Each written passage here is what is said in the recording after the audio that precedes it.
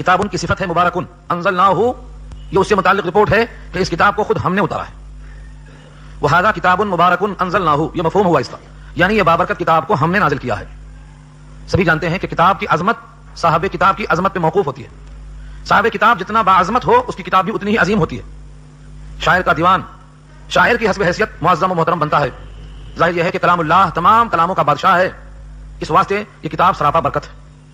اسی واسطے آقائے نامدار محمد مصطفیٰ صلی اللہ علیہ وسلم کا ارشاد ہے کہ اس کتاب میں چونکہ برکت ہے، اس کتاب کا ہم نشین کبھی محروم نہیں ہوگا. ہم قوم لا یشقی جلیسہم ولا یخاب انیسہم، اس کے ساتھ بیٹھنے والا ہم نشین بدبخت نہیں ہوگا اور اس سے محبت و انس رکھنے والا کبھی ناکام نہیں ہوگا. ھذا کتاب مبارک انزلناہ، یہ کتاب ہے جو برکت والی ہے. دو لفظ قابل تشریح ہیں. نمبر ایک، یہ برکت کیا چیز ہے؟ مبارک مفعول ہے جس میں برکت ہو. سورہ ملک شروع میں آیا تھا تبارک الذی بیدہ الملک، بابرکت ہے وہ ذات، تو جو ذات بابرکت ہوتی ہے اس کا کلام برکت کی وجہ سے مبارک ہوتا ہے. مبارک کے معنی آتے ہیں زیادتی ایسی جس میں فرحت حاصل ہو. مثلا جو زندگی بھر عبادات کرتے رہیں گے آپ، شب قدر کی برکت یہ ہے کہ وہ ایک رات میں اللہ تعالیٰ عطا فرما دیتے ہیں. 1000 مہینوں کی عبادت کے بقدر، بلکہ اس سے زیادہ بہتر ایک شب میں عطا فرماتے ہیں. تو یہ کیا ہے؟ رات کی برکت کہلاتی ہے. زندگی بھر میں جو نمازیں آپ پڑھتے ہیں، مثلا 1 لاکھ نماز، حرم کی ایک نماز اس کا مقابلہ کرتی ہے ثواب کے اعتبار سے، تو یہ برکت ہے. نبی پاک صلی اللہ علیہ وسلم کے موجودگی میں ایک بکرا ذبح کیا گیا. ہمارے پاس ایک بکرا کافی نہیں ہوتا ہے، دعوت ہوئی تو کئی بکرے لگتے ہیں، وہاں ایک بکرے میں 300 آدمی کھا گئے، سامان جو کا تو باقی رہ گیا. یہ برکت ہے. ایک مرتبہ ضرور پڑھ لو نبی صلی اللہ علیہ وسلم کے معجزات کا مجموعہ، علامہ سیوطی کے قلم سے الخصائص الکبریٰ، کئی 100 معجزات جمع کیا ہے اس میں علامہ سیوطی نے. ایک صحابی آئے، انہوں نے کہا کہ میرے گھر میں تھوڑا سا آٹا ہے، میں چاہتا ہوں آپ کی دعوت کر دوں. غزوہ خندق کے موقع پر ذوف نظر آتا ہے. آپ نے کہا چلو سب کی دعوت ہے. سینکڑوں لوگ آ گئے، گھر میں پریشانی. انہوں نے کہا پریشانی کی بات نہیں ہے، نبی کو معلوم ہے نا، بس ہے ہماری حیثیت معلوم رکھ کر بھی آپ نے اعلان کیا ہے، ہمیں کوئی غم کی بات نہیں. آپ تشریف لائے، کہا آٹے کو ڈھک دو، پکاؤ مت، ابھی میں آئے بات شروع کرو. آپ نے آٹے کو کھول دیا، اس میں لعاب دہن ٹپکا دیا اور اس کے بعد کہا پکانا شروع کرو. جگہ کم تھی، 10 کو بلاتے گئے، کھاتے گئے، آٹا جو کا تو رہا، سب کھا کے فارغ ہو گئے. ایسے ایک واقعات نہیں ہے، علامہ سیوطی نے کئی واقعات جمع کر دیے ہیں. تو برکت ہم جانتے ہیں، ہماری زندگی میں کہاں برکت ہے؟ صبح سے شام تک دھاپوس میں شام ہو گئی، ذرا دوسرا کام کیے پھر صبح ہو گئی، ایسا لگتا ہے زندگی ہماری بھاگ رہی ہے. وہ صحابہ 60 سال کی زندگی میں بچوں کی پرورش بھی کرتے گئے، نیک پاکیزہ متبرک بنتے گئے، سارے عالم کے حاکم بنتے گئے، سارے جہان پہ غالب ہوتے چلے گئے، اللہ بھی راضی ہوتا گیا، جنت ملتی چلی گئی. اور ہمارا حال یہ ہے کہ ہم کھانے کھلانے میں پریشان ہیں، جس کو دیکھو قرضے میں ہے، جس کو دیکھو پریشانی میں ہے. تو یہ زندگی اور وہ زندگی، جب ایک کماتا تھا 10 کھاتے تھے، اب 10 کماتے ہیں، ایک بھی نہیں کھا رہا، سب پریشان. برکت کس چیز کا نام ہے؟ کم سے کام چل جائے برکت ہے. نبی صلی اللہ علیہ وسلم کی حیات کی برکت بتاؤں، کل 23 سال کے عرصے میں نبوت کو نافذ کر دیا، سارے اسلام کو نافذ کر دیا، پوری کتاب اللہ پر عمل کر کے دکھا دیا صرف 23 سال میں. آج 23 سال تو ہم کو سوچتے گزر جا رہا ہے، ہماری عمریں چلی گئی، ہمیں سوچا ہی نہیں کہ کیا پھیلایا اللہ نے، کیا دیا، نبی کیا لائے، کیسے عام ہوا، دیکھا دیکھی والی نماز پڑھ لیتے ختم. ہمارا اسلام چند چیزوں کا مجموعہ ہے، چند رسموں کا مجموعہ ہے. تو برکت کہتے ہیں تھوڑے میں زیادہ کام چل جائے. آج مدرسین کو آپ دیکھیں گے تو ان کی تنخواہیں 2000 3000 4000 مشکل سے ہوں گی. حدیث پڑھانے والوں کی تنخواہیں 4000 سے اوپر نہیں ہیں. چپراسیوں کی تنخواہیں 10,000 روپے ہیں، لیکن کبھی بھی ان کا کپڑا دیکھو تو چپراسی نظر آئے گا اور ان کا لباس دیکھو تو بادشاہ نظر آئے گا. کیوں؟ یہ برکت ہے. اس برکت کا تصور آپ نہیں کر سکتے ہیں. برکت ایک کیفیت ہے، ایک معنویت ہے. زندگی بھر آدمی شکوہ کرتا رہتا ہے قلت معاش کا، لیکن جب اللہ پر کامل یقین ہوتا ہے تو زبان سے شکوہ نہیں نکلتا، شکر نکلتا ہے. اتنی نعمتیں ہیں، دعویٰ ہے قرآن کا، تم گننا چاہو تو نہیں گن سکتے ہو. وآتاکم من کل ما سألتموہ وإن تعدوا نعمت اللہ لا تحصوها، اتنا دیا جو مانگا سب دے دیا، اور کچھ بغیر مانگے بھی دیا، گننا چاہو تو گن نہیں سکتے ہو. اس کے بعد بھی ہم خوش نہیں ہیں، ہم شاکر نہیں ہیں، زبان سے شکوہ ہے، حسرت ہے، دل میں تمنا ہے، آرزو ہے، اتنی آرزو ہے کہ لگتا ہے جنت ہی جنت یہاں ہے اور ہم کو ابھی نہیں مل سکی ہے. دنیا ساری مل جائے تو بھی جنت نہیں ہے. دنیا ساری مل جائے، سارے جہان پہ قبضہ ہو جائے تو بھی یہ فانی ہے، آپ کی حیات چھینی جائے گی یہاں سے. اس لیے یہاں پر جنت کا تصور وہاں کرو. تو برکت کہتے ہیں تھوڑی سی چیز میں زیادہ کام ہو جائے. اس کتاب میں برکت ہے. ایسی برکت ہے، اس کے 1 حرف پر 10 نیکیاں ہیں، نماز میں 100 نیکیاں ہیں، رمضان آ جائے تو 700 نیکیاں ہیں. اس کے پڑھنے والے کے ساتھ اللہ کی معیت ہوتی ہے. جب یہ بندہ پڑھتا ہے تو وہ اللہ کو سناتا ہے، اللہ سنتے ہیں. جب اس کتاب کو پڑھا جاتا ہے تو فرشتے گھیر لیتے ہیں، سکینے کا نزول ہوتا ہے، رحمت برسنا شروع ہو جاتی ہے. اس کتاب میں شفا ہے. شفا کو ہم نہیں مانتے، گولی میں شفا ہے کھاتے. سورہ فاتحہ میں سوائے موت کے ہر مرض کی شفا ہے، یہ ہم کو سمجھ نہیں آتا. آقا نے فرمایا سورہ فاتحہ میں سوائے موت کے ہر مرض کی دوا ہے، لیکن وہ سورہ فاتحہ کو ہم پڑھ کر نہیں کر سکتے، سورہ فاتحہ کا ورد نہیں کر سکتے. ڈاکٹر نے کہا یہ گولی کھاؤ، شفا ہے، کھاتے جاتے، پیسہ دے کے کھاتے. یقیناً شفا ہے، یقین کی ضرورت ہے. سب سے بڑا طبیب کون ہو سکتا ہے؟ ایک صحابی نے کہا اللہ کے نبی میں طبیب کو لایا ہوں، طبیب کو لایا ہوں. آپ نے کہا انسان کا طبیب ہوتا ہے، طبیب تو اللہ ہے. تم یہ بولو حکیم کو لایا ہوں، کچھ بتائے گا یہ کھاؤ وہ پیو، اصل طبیب تو اللہ ہے، شفا وہ دیتا ہے. اسی واسطے سورہ ابراہیم سورہ شعراء میں اللہ نے کروایا ہے حضرت ابراہیم سے رب کا تعارف کرتے کرتے کیا کہا، وَإِذَا مَرِضْتُ فَهُوَ يَشْفِينِ، جب میں بیمار ہوتا ہوں تو مجھے وہی شفا دیتا ہے. تعارف کروایا ابراہیم کی زبان سے سورہ شعراء میں. رب کون؟ رب وہی ہے کہ جب میں بیمار ہوتا ہوں تو مجھے شفا دیتا ہے. وَإِذَا مَرِضْتُ فَهُوَ يَشْفِينِ، سورہ شعراء 19 والا آیت نمبر 80. بتانا یہ ہے کہ شفا ان دواؤں سے نہیں ہے، شفا اللہ سے ہے. تو برکت کس چیز کا نام ہے؟ تھوڑے سے زیادہ کام چل جائے. اس کتاب میں کیسی کیسی برکتیں ہیں؟ اس کتاب کا تعلق برکت سے ہے، شاید کبھی سنا ہو آپ نے. جہاں جہاں اس کے ثمرات پائے جائیں گے اس کی برکتیں ساتھ لگی رہیں گی. ساری عبادتوں میں نماز کیوں افضل ہے؟ کبھی غور کیا؟ روزے سے افضل، زکات سے افضل، حج سے افضل نماز ہے. کیوں؟ نماز میں سب سے زیادہ قرآن کا استعمال ہے، اس لیے سب سے زیادہ جو رکن اعظم نماز میں ہے وہ قیام ہے، طول قیام. اور طول قیام میں کیا ہوتا؟ اللہ سے ہم کلام، اسی کلام سے. تو نماز تمام عبادات میں افضل. راتیں تو سب برابر ہے، لیکن جس رات میں یہ نازل ہوا اس کا نام شب قدر ہے، 1000 مہینوں سے افضل. جس مقام پہ جس حرم پہ نازل کیا اللہ نے اس حرم کی قسم کھائی اور کہا یہاں 1,00,000 نمازوں کا ثواب ملے گا. کیوں؟ قرآن کی برکت ہے. یہ جس فرشتے نے اس کلام کو ہم تک منتقل کیا ہے اس کا نام جبریل ہے. سارے فرشتوں میں اس کا مقام نمبر 1 پہ. کیوں؟ جبریل سے نام بدل کر روح الامین پڑ گیا. نزل به روح الامین، اس کو لینے والا ہے، وہ لے کے آنے والا ہے. اس کا مقام سب سے اونچا رکھا اللہ. سارے انسان برابر ہیں بحیث تخلیق کے، لیکن جس کے سینے میں قرآن آ گیا اور جس نے پڑھنا شروع کر دیا، نبی پاک کا اعلان ہے تم میں سب سے بہتر وہی انسان ہے جو قرآن پڑھے اور پائے. خیرکم من تعلم القرآن وعلمہ، جو سیکھے اور سکھائے تم میں سب سے بہتر ہے. وہ مانے ہم یا نہ مانے، سب سے بہتر اس دن ثابت ہوگا جس دن نام اعمال تولا جائے گا، اور جس دن نام اعمال بائیں ہاتھ میں دیا جائے گا، اور جس دن نام اعمال نبی صلی اللہ علیہ وسلم دیکھ کر کے خوش ہو کر کے جام کوثر پلانا چاہیں گے، اور جس دن کوثر سے پاک کیا جائے گا اس دن یہ ثابت ہوگا کہ نبی کا اعلان درست تھا. آج دنیا نہیں مانتی ہے تو نہ مانے. قرآن کریم کی برکت یہاں سے وہاں تک ظاہر ہوگی. سینے میں گیا تو انسان بہتر، رات میں گئی تو رات بہتر، عبادت میں آئی تو عبادت بہتر، کتاب کی شکل میں آئی تو کتاب میں بہتر. اللہ تعالیٰ نے اس کتاب میں اتنی برکت رکھی ہے کہ ہر برکت کا ظہور بھی ہم جیسے انسانوں سے ممکن نہیں ہے. پڑھ کر دیکھو. جنات جن سے سارا انسان خوف زدہ ہے، آقا فرماتے ہیں سورہ بقرہ پڑھ لو 7 دن تک جنات گھروں میں ٹھہر نہیں سکے گا. سورہ بقرہ پہاڑ کی ٹھکان کی طرح ہے. جس طرح سے پہاڑ کے اوپر کا حصہ ہوتا ہے، کوہان جیسے اونٹ کے اوپر ہوتی ہے، پورے کلام اللہ میں سورہ بقرہ کا مقام یہی ہے. اس میں ایسی عظیم آیت ہے تو چاروں کتابوں میں نہیں تھی. تورات، زبور، انجیل بشمول قرآن کے وہ عظیم آیت الکرسی ہے، سورہ بقرہ ہی میں ہے. وہ بستر پہ پڑھ لو، شیطان ٹھہر نہیں سکتا ہے. ایک ایک آیت کے الگ الگ فضائل ہیں، ہر سورت کے الگ الگ فضائل ہیں. ان تمام کو آپ سوچ نہیں سکتے کتنی برکت ہے. میں نے کلی طور پر عرض کر دیا ہے، الگ الگ آپ کو دیکھنا تو پڑھ ڈالیے. سورہ کہف کے یہ فضائل، مزمل کے یہ فضائل، سورہ طٰہٰ کے یہ فضائل، انبیاء کے یہ فضائل، اس آیت کے یہ فضائل. یہ سب فضائل کیا ہے؟ اس کو برکت کہا جاتا ہے. وہذا کتاب انزلناہ مبارک، اور یہ کتاب ہے جو برکت والی ہے، ہم نے نازل کیا ہے. انزلناہ کی تھوڑا تشریح ہے. شاید اس سے پہلے ہم نے کہا تھا انزلنا اور نزلنا یہ 2 لفظ قرآن میں کثرت سے استعمال ہوگا. کہیں انزلہ اور کہیں نزلہ. جہاں جہاں نزلہ آئے وہاں مراد ہے تھوڑا تھوڑا نازل ہونا، اور جہاں جہاں لفظ انزلہ آئے وہاں ایڈوانس پورا ایک بار کی نازل ہونا. کہیں اللہ نے کہا ہم نے پورا قرآن کے ساتھ نازل کر دیا ہے، اور کہیں فرمایا تھوڑا تھوڑا نازل کر دیا ہے. ان دونوں آیتوں کا 2 محمل ہے. مثلا یہ آیت ہے انزلنا، جس کو ہم نے پورا نازل کر دیا ہے. اس سے مراد شب قدر میں آسمان دنیا پر لوح محفوظ سے نقل کر کے بذریعہ فرشتہ بھیجنا مراد ہے. پورا قرآن ایک رات میں نازل کیا گیا، وہی شب قدر ہے. اور آسمان دنیا سے قلب مصطفیٰ پر 23 سال میں تھوڑا تھوڑا نازل کیا گیا ہے. یہ نزلنا بتاتا ہے تھوڑا تھوڑا. اسی تھوڑا تھوڑا نزول پر کافروں کو اعتراض تھا کہ پوری کتاب ایک بارگی کیوں نہیں آتی؟ تورات کی طرح، انجیل کی طرح، زبور کی طرح پوری کتاب یوں اٹھا کر دے دیا ہوتا. یہ تھوڑا تھوڑا نازل کیوں کیا گیا؟ اللہ کے سامنے اللہ کی مخلوق اعتراض کر رہی ہے. وقال الذين كفروا لولا نزل عليه القرآن جملة واحدة. یہ جملة واحدہ کا ترجمہ کیا ہے؟ ایک بارگی. جملة واحدہ پورا اکٹھا کیوں نازل نہیں کر دیا اللہ نے؟ کافروں نے ایسا کہا ہے. اللہ نے کہا كذلك، ایسے ہی، لنثبت به فؤادك ورتلناه ترتیلا، اس لیے تاکہ تمہارا دل ہم مضبوط کر دیں اور تاکہ تم اس کلام کو تھوڑا تھوڑا لے کر ٹھہر ٹھہر کر پڑھ سکو. تو ٹھہر ٹھہر کر پڑھنا دوسرا مقصد، دل کا مضبوط کر دینا پہلا مقصد. کیونکہ قرآن کریم کو ایک بار کی نازل کر دیا جاتا تو بخدا زمین اور آسمان کے بیچ میں کوئی مخلوق اس کو سنبھال نہیں سکتی تھی. یہ اللہ نے کہا ہے. اگر ہم پورا قرآن نازل کر دیتے تو اسے کوئی برداشت نہیں کر سکتا. کیوں؟ نزول قرآن کے بارے میں یہ آیت بار بار پڑھنا. سورہ احزاب 22واں پارہ آخری رکوع کی بالکل 3 آیتیں ہیں. اللہ فرماتے ہیں جب ہم نے اس قرآن کو پیش کیا آسمانوں پر، زمین پر، پہاڑ پر کہ تمہیں اتار دیں ہم تمہارے اوپر، تو سب نے کہا ہم کمزور ہیں، ہم اس بوجھ کو نہیں اٹھا سکتے. انا عرضنا الامانۃ علی السماوات والارض والجبال فابین ان یحملنها واشفقن منها. امانت ہے یہ امانت. امانت میں خیانت نہ کوئی کر سکا ہے، نہ کرنے کی طاقت رکھ سکا ہے. آئندہ بھی کوئی خیانت نہیں کر سکے گا. جبریل لائے ہیں ہو بہو من وان جو کا تو لفظوں میں بھی گنجائش نہیں رکھے جی. اور اس وقت سے لے کر آج تک 1427 سال ہو گئے، دشمنوں نے بڑی کوششیں کی ہیں مگر کبھی کامیاب نہیں ہوئے، اور آئندہ بھی کامیاب نہیں ہوں گے. اس کتاب اللہ کو اللہ نے بھیجا ہے جبریل کی توسط سے. تو آسمان نے کہا ہم کمزور، زمین نے کہا ہم کمزور، آسمان اور زمین کے بعد پہاڑ ہم نے کہا کمزور. کسی نے قبول نہیں کیا. یہ بتا رہے ہیں کہ سب عاجز ہیں، کمزور ہیں، اس کی عظمت سے واقف ہوئیں، اسی واسطے انکار کر بیٹھے. آج جو لوگ اس کا مذاق اڑا رہے ہیں ان کی سمجھ بوجھ پہاڑوں سے بدتر ہے. آج جو قرآن کریم کے ساتھ تضحیق کا معاملہ کرتے ہیں ان کی سمجھ زمین سے بدتر ہے. کیوں بدتر ہے؟ اس کی عظمت کو، قرآن کی عظمت کو پہاڑوں نے سمجھا تبھی تو انکار کیا کہ ہم اس کے قابل نہیں ہیں، ہم کمزور ہیں، ہم اس بارے گراں کو سنبھال نہیں سکتے. انکار کیا ہے عظمت کو پہچان کر.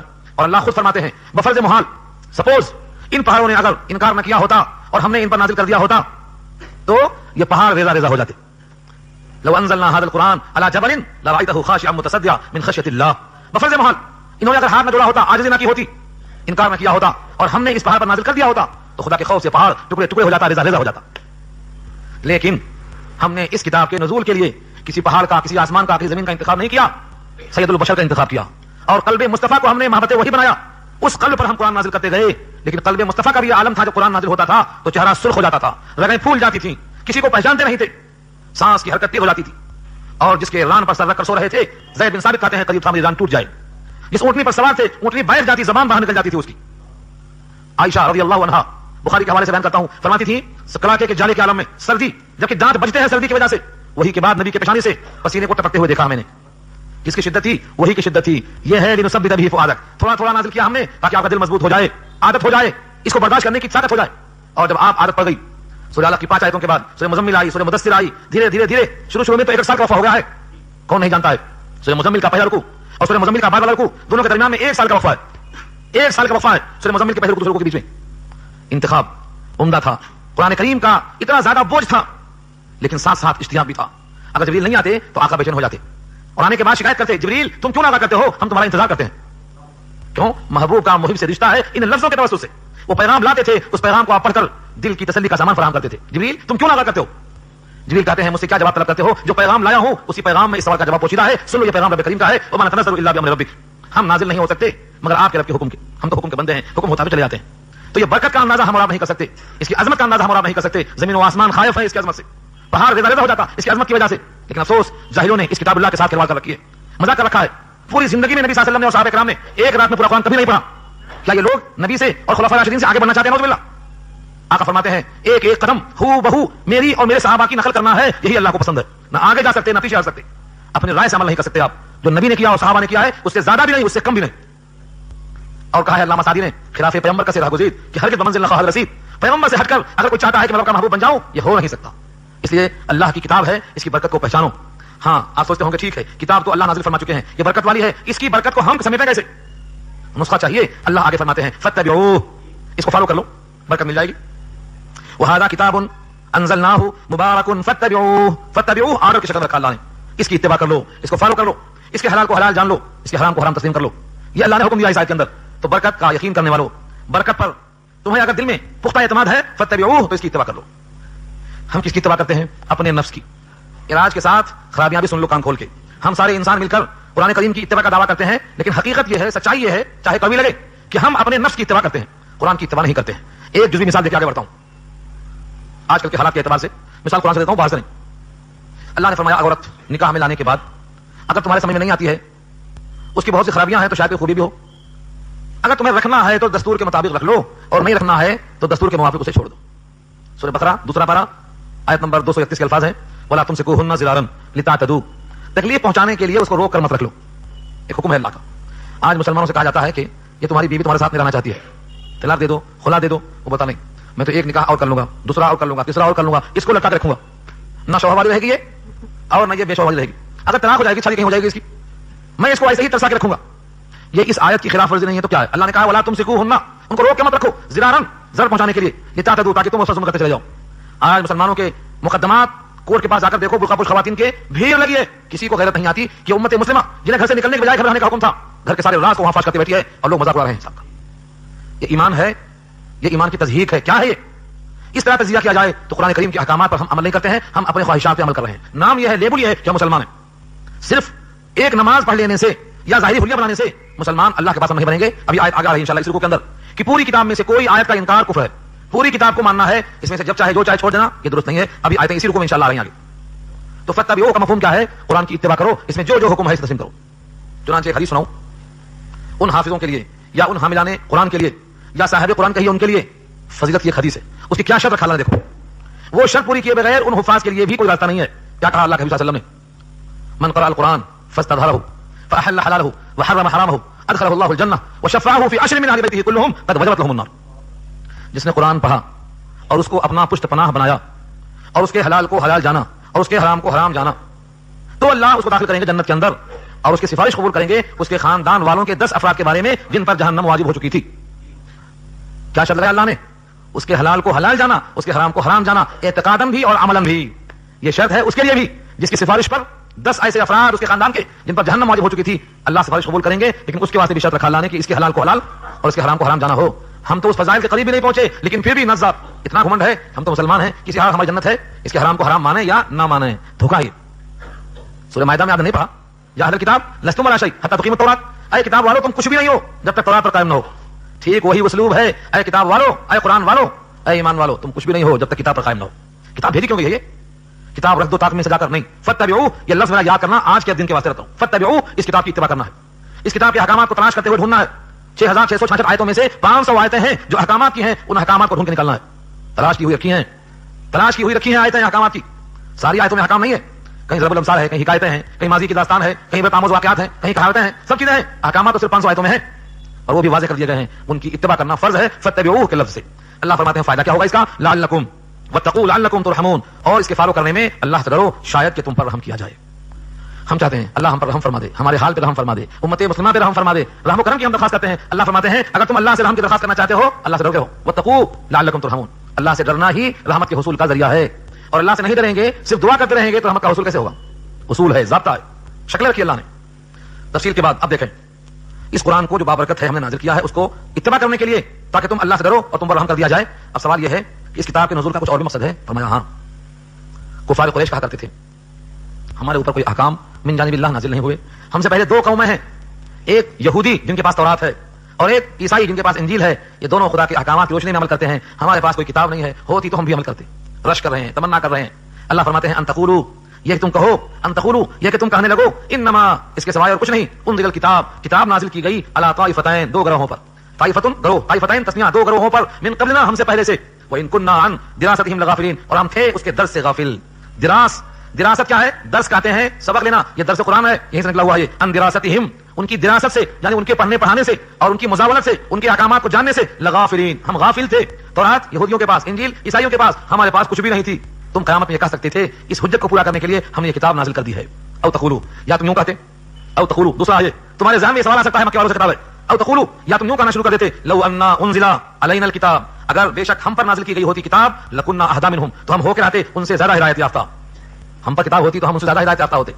تورات والوں نے تو تورات کو بدل دیا تھا, تورات کے احکامات کو چینج کر دیا تھا. اتنی شرارت کی تھی تورات کے ساتھ کہ اللہ نے ان کے اوپر سختیاں لگا دی, پابندیاں لگا دی. کتنی سختیاں ہیں آپ نے کبھی سنا بھی نہیں ہوگا. تورات والوں پر ان کے سرکشی کی وجہ سے جو سختیاں لگائی گئی تھی آپ نے سنا نہیں ہوتا. ان پر آیت تو نہیں ملتی, احادیث ملتی ہیں. صاحب جلالین علامہ سیوطی لکھتے ہیں کہ ان پر سختیاں یہ تھیں کہ وہ چربی نہیں کھا سکتے. اگر ہڈی میں گوشت کے ساتھ رواز آ جائے تو اسے نہیں کھا سکتے, چربیاں ان پہ حرام تھی. جسم پہ ناپاکی لگ جائے تو قینچی سے چمڑا کاٹنا پڑتا تھا, دھونے سے پاک نہیں ہوتی تھی. زکات کی رقم ہم غربا کو بانٹ دیتے, بھائی ہے بہن ہے, ان کے پاس کوئی بھی مال غنیمت کو آگ آ کر جلا دیتی تھی, وہ کھا نہیں سکتے تھے. حائضہ عورت کے ساتھ نہ جانے کیسے کیسے لوگ ان کے پاس تھے, ان کے پورے احکامات نہیں پایا, کتنی سختیاں تھیں ان کے اوپر. اور شاید کچھ گزرا پیچھے سورہ مائدہ کے حوالے سے آپ نے غور نہیں کیا. تو یہ کہا دینا کہ اگر ہمارے پاس کتاب آتی تو ہم یہود کی طرح ہوتے, ہم ان سے زیادہ ہدایت یافتہ ہوتے. ہاں فقد جاءکم بینۃ من ربکم, تو تحقیق تمہارے پاس بینہ آ گئی تمہارے رب کے پاس سے, اور یہ ہدایت ہے اور رحمت ہے. بینہ ہے مانے ہر بات مع دلیل ہے, ہر بات کے اندر علت اور ریزن سبب موجود ہے, ہر بات کے اندر وضاحت موجود ہے. یہ کیوں حرام ہے, یہ کیوں حلال ہے, یہ ایسا کیوں کرنا, ہر چیز کی پوری بحث موجود ہے. یہاں تک کہ بیوی کا کتنا حصہ ہے, شوہر کا کتنا حصہ ہے, بہن کا کتنا حصہ ہے, دادا کا کتنا حصہ ہے اور کیوں ہے, سب اسباب کے ساتھ موجود ہے. اللہ تعالیٰ کی طرف سے اسباب کے ساتھ بینہ موجود ہے. فرمایا من ربکم تمہارے رب کی طرف سے ہے, وہدی ورحمہ ہدایت اور رحمت ہے. اس پر ہم نے گفتگو کی ہے پچھلے ہفتے میں, تفسیر کے ساتھ اشارہ کر دوں ہدایت کیا ہے اور رحمت کیا ہے. ہدایت کے معنی رہنمائی, ہم کہاں سے آئے, کہاں ہیں, کہاں جا رہے ہیں, کہاں پہنچنا ہے, ہماری منزل کیا ہے. ہم آدم کے صلب سے نکلے, ماں باپ کے صلب سے ہوتے ہوئے اور ماؤں کے رحم سے ہوتے ہوئے پیٹ میں 9 مہینے رہنے کے بعد اب یہاں موجود ہیں. اب اس کے بعد قبر میں جائیں گے اور موقف حساب میں لائے جائیں گے, پھر دائمی جہنم ہوگی یا دائمی جنت ہوگی. یہ ہمارا راستہ ہے, روٹ ہے, کوئی مانے یا نہ مانے ون وے ہے, چلنا اسی طرف ہے. مسافر ہوں ازل سے چلتے چلتے گور تک پہنچا ہوں مشکل سے. مسافر ہوں, کہاں جانا ہے ناواقف ہوں منزل سے. کتنے لوگ چل رہے ہیں, کہاں چل رہے ہیں, دن رات چل رہے ہیں, چلتے چلتے ازل سے آدم کی پشت سے نکلے ہوئے انسان چلتے جا رہے ہیں. ازل سے چلتے چلتے گور تک پہنچا ہوں مشکل سے. مسافر ہوں, میں ناواقف ہوں, کہاں جانا ہے ناواقف ہوں منزل سے, چلا جا رہا ہوں. اس کیفیت کے ساتھ اس راستے پر چلنا یہ ہدایت ہے. یہ کھاؤ یہ مت کھاؤ, یہ بولو یہ مت بولو, یہ کرو یہ مت کرو, یہ پہنو یہ مت پہنو, ایسا گزارو لے لو نہا شب روز کو, اس سے تمہارا یہ فائدہ ہوگا, اس سے یہ نقصان ہوگا, اس طرح چلنے سے اللہ راضی ہوگا. یہ سب کیا ہے, یہ لفظ ہدن کی تشریح ہے, یہ ہدایت کہلاتی ہے. ہدایت کہتے ہیں اشارے عام پہ بے دھڑک چلے جانا, کوئی خطا نہیں کرنے کا, اشارے عام پہ چلنا ہدایت ہے. اور رحمت اس کے بعد کا رزلٹ ہے, نتیجہ ہے. اس پر چلتے چلتے ایک مقام آئے گا جہاں رب کی طرف سے شفقت کاملہ کا آغاز ہوگا. کافر محروم ہوگا, مومن لطف اندوز ہوگا, دائمی نعمت ہوگی, دائمی حیات کے ساتھ ہوگی. کافر ایک ایک گھونٹ کو ترسے گا اور ایک ایک روٹی کے ٹکڑے کو ترسے گا, طلب کرے گا, جواب ملے گا حرمہما الکافرین, ایک ٹکڑا نہیں ملے گا. تو یہ رحمت کہاں ہوگی, جب نام اعمال داہنے ہاتھ میں آ جائے, پرسرات پار کر جاؤ, جنت میں اتر جاؤ. یہ رحمت کا خصوصی مقام ہے. دنیا کے لحاظ سے اللہ کی رحمت عام ہے, لیکن رحمت کے تام ہونے کا وقت مرنے کے بعد شروع ہوگا. اب اللہ فرماتے ہیں آگے, فمن اظلم ممن کذب بآیات اللہ, اس سے بڑا ظالم کون ہوگا جو جھٹلا دے اللہ کی آیتوں کو. جھٹلانا دو طرح سے ہوتا ہے، ایک زبان سے انکار میں نہیں مانتا، اور ایک عمل سے پہلوتی ہی میں نہیں کرتا، مانتا تو ہوں مگر کرتا نہیں ہوں، عملی نافرمانی۔ پہلے کا نام کفر ہے اور دوسرے کا نام فسق ہے۔ عملاً انکار ہے تو فسق ہے اور زبان سے انکار ہے تو کفر ہے۔ اللہ پوچھتے ہیں اس سے بڑا ظالم کون؟ فمن اظلم، یہ الفاظ پر گھر میں جا کے سوچنا۔ اللہ پوچھتے ہیں آپ سے اس سے بڑا ظالم کون جو جھٹلا دے اللہ کی آیتوں کو، وہ صدف عنہا اور کترا جائے ان سے۔ صدف عنہا کترانا، صدف کہتے ہیں موتی کو، سی پی جس میں موتی ہوتا ہے اس کو صدف کہتے ہیں اردو زبان میں۔ صدفہ کا صلہ جب ان آ جائے تو موتیوں سے کترانے کی بات ہو گئی، یعنی اللہ کی آیتوں سے کترا کے چلا جائے۔ حکم ایک ہے، کرتا ایک ہے۔ اللہ بلاتے ہیں ادھر، جاتا ہے ادھر، یہ صدف عنہا کترا کے چلا جائے اللہ کی آیتوں سے۔ اللہ فرماتے ہیں سنو، سنجزی الذین یصدفون عن آیاتنا سوء العذاب، ان قریب جو لوگ ہماری آیتوں سے کتراتے ہیں ہم چکھائیں گے برا عذاب، بما کانوا یصدفون، اس وجہ سے کہ وہ آیتوں سے کترایا کرتے تھے۔ معلوم یہ ہوا آیتوں سے انکار کرنا، آیتوں سے بے عملی کرنا، آیتوں سے صرف نظر کرنا، آیتوں سے اپنے آپ کو دور رکھنا سوء العذاب کا سبب ہوگا۔ عذاب تو خود عذاب ہے، عذاب کو ایسی چیز تھوڑی ہوتی، عذاب تو بری ہی ہوتی، برا عذاب کتنا برا عذاب ہوگا، کتنا برا عذاب ہوگا۔ اسی واسطے اللہ فرماتے ہیں بئس الشراب وساءت مرتفقا، وہ پینے کی بری جگہ ہوگی، رہنے کا برا ٹھکانہ ہوگا۔ لاکھوں برس مانگتا رہے گا پانی، جب پیش کیا جائے گا تو ہونٹ سے قریب کرتے ہی چہرے کی کھال اس میں گر جائے گی۔ اگر منہ میں چلا گیا تو پیٹ کی اتریاں کٹ کے نکل جائیں گی۔ چہرے کے بھوننے کا ذکر سورہ کہف میں ہے اور اتریوں کے کٹ کے نکلنے کا ذکر سورہ محمد میں ہے۔ کھول کر دیکھو کلام پاک، آیت کے الفاظ ہیں